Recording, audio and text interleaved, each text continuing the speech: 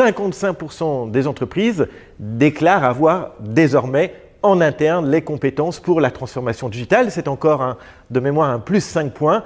C'est la barre fatidique de la majorité qui est dépassée.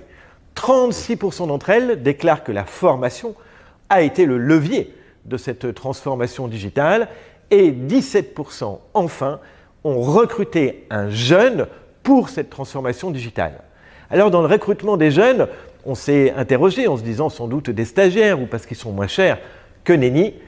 Un des impacts les plus forts, c'est évidemment l'apprentissage, le contrat de professionnalisation, tous les organismes qui nous permettent d'aider les entreprises à recruter. Mais la première raison de recrutement, c'est avant tout la maîtrise du digital et la compréhension des enjeux des entreprises et non pas un intérêt financier.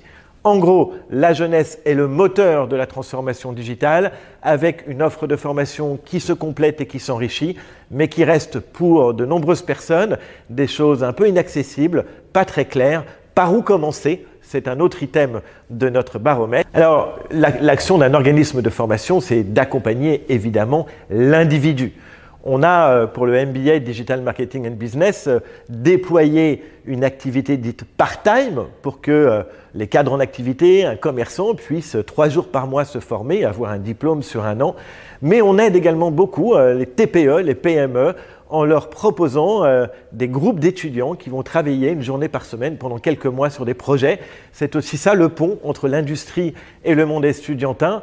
Loin de la recherche universitaire, notre attention est beaucoup plus opérationnelle, finalement sur des compétences pérennes, finalement sur des compétences qui ne sont pas pérennes, qui durent 1 an, 2 ans maximum. Ce besoin aussi est d'être en apprentissage continu.